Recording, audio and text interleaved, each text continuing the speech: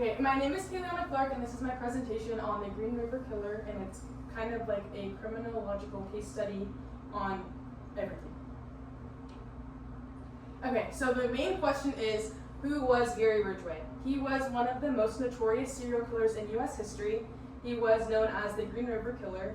He did murder at least 49 women between the years of 1982 and 1998 in Washington state. Most of his victims were vulnerable women, kind of like runaways or sex workers and prostitutes and things like that. He confessed to killing many of his victims, and then he did receive multiple life sentences in place of the death penalty. And some important facts about him are that he was born on February 18th of 1949, and he is still currently alive. He was arrested in 2001 and sentenced in 2003. He is currently serving life in prison without the possibility of parole in Washington State Penitentiary. Some background and psychological profile about him are that his childhood was very troubled. He had an emotionally abusive mom who was also controlling. He did have a low IQ, which made it difficult for him to focus in school and actually get his work done. He also did have a lot of anger towards women from an early age, and this kind of prospered into something more. And for his psychological profile, he was very antisocial, violent. He had a lot of violent fantasies that he had mostly throughout his life until he started with his crimes. He was described as quiet and socially awkward by his peers and some of his teachers as well. And some of the factors that contributed to his criminological stuff is that he had a strong resentment for women, a desire for power and control, and he had no healthy relationships growing up. And he had just a history of violence from when he was a child all the way up until his crimes started. Okay, and then behavior leading up to the crimes, he had a little bit of criminal behavior patterns. He targeted a lot of vulnerable women at highways and truck stops. This was kind of like one of the major hubs for where the prostitutes would be at, and also runaway kids that were women that were just looking to get away. He picked up a lot of his victims in his truck, and then he did strangle them, and he dumped their bodies in wooded areas near the Green River. So that's kind of what coined him the term, the Green River. So, and this is how he avoided capture. He kind of did the same thing as Ted Bundy, is that his crimes happened over many years, and then his victims were not immediately reported missing. The limited DNA technology also helped in stopping that, because it was just hard for them to find anything out with this case. And he also seemed like a normal member of society. He had a stable job, stable income. He was friends with a lot of people. He kept to himself for the most part. Okay, and then the criminal justice system analysis is, with this investigation, it was one of the largest in U.S. history. There were thousands of tips and suspects, and there was a lot of DNA evidence innovation that helped catch him with forensics. And for the rehabilitation section, there were life sentences given to him instead of rehab, because a lot of times with the criminally insane people, when they're found that in court, they're usually given the option of rehab to kind of help with their mental health. And then the focus of punishment for him and public safety in his sentencing was just because of the severity of his crimes and how many there were. And for the effectiveness, the strengths are that there was a lot of persistence with the criminal justice system, the modern forensic evidence and cooperation between different counties and cities to try to stop him were implemented. And some of the weaknesses are that early forensic technology at the beginning of looking into his cases was limited, so it was just hard to find out everything. And the lack of evidence at first almost had him caught. So he was brought in for questioning, but lack of evidence kind of stopped them from being able to detain him or anything like that. Okay, and some of the impact in victimology with this is that since he targeted a lot of people without close ties to their families, they kind of felt a sense of grief and trauma, and also uncertainty, because a lot of these people ended up going missing before anything happened with him.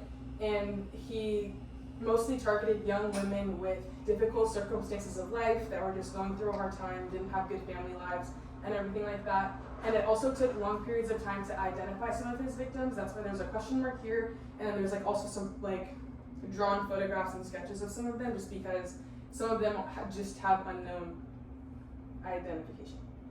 And for the social and emotional effects, there was a lot of widespread fear in communities. A lot of people were too scared to leave their homes.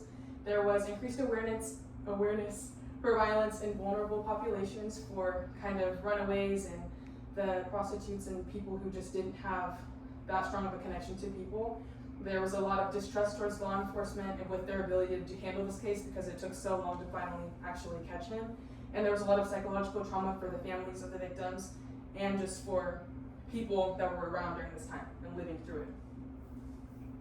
Okay, and then there was a bunch of different theories I could have chosen from to kind of align with this case, but I feel like the social learning theory worked the best. This theory kind of suggests that behavior can be learned through environment observation and reinforcement of things. So kind of it's Albert Bandura's theory. It just argues that people learn behaviors from their experiences and surroundings socially. Violent behaviors can develop through exposure and the reinforcement. So since he was, and that's kind of part of the why this is a good application for this case is because he had unhealthy childhood relationships which shaped his attitudes towards women, especially because of how he was treated by his mother. His violent fantasies were definitely reinforced continuously throughout the years, and he learned to avoid detection because once he realized that once the cops questioned him with lack of sufficient evidence, he knew that he could just keep getting away with this for even longer because they had no way to even catch him. And this fits the case a lot because it shows how the environment and learned behavior led to his crimes and the severity of them. It escalated his criminal behavior and made him think that he could just get away with it for how long he wanted. Okay. And then for the conclusion, there are some final thoughts is just kind of the same things that I went over during the presentation, and that he was one of America's deadliest serial killers. His case revealed some weaknesses in the criminal justice system, especially because it was kind of long ago.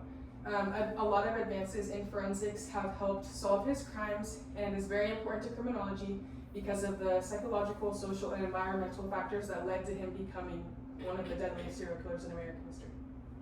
And then that should be it for that one. If anyone has any questions, you can ask, and I can try to answer them. And that's the references. So I used some good sources. Yeah? Would you say his impact on American society was similar to Jeffrey Dahmer or any other notorious serial killers? That's a good one, thank you. So I would say probably yeah. I feel like before learning about this case and stuff, I didn't really hear that much about him with his actual name. I only heard about the Green River Killer because it's like weird how sometimes they can have them connected to something that's not even their name. But I feel like he did have a lot of like impact just like they did because they really scared people from leaving their homes. They just put a lot of widespread fear across America, especially in this area, in like the West Coast. Yeah. Why wouldn't they just kill him? Like, why did they give him multiple life sentences instead? Because I think especially with how his case ended up working out, the way that he pled, I'm pretty sure he might have pled guilty, is that it just showed because of the severity of his crimes, they kind of wanted him to sit in there a little bit and reflect on what he was doing and what he did. And I think it made more sense at the time, especially because they didn't want him to take the easy way out. Because I know they had that happen to Ted Bundy, and a lot of people were actually mad about it because they didn't feel like justice was served completely. And then if that is it, we can wrap up. Does anyone have any other questions? No, I think that's good. Okay, thank you. Okay, it's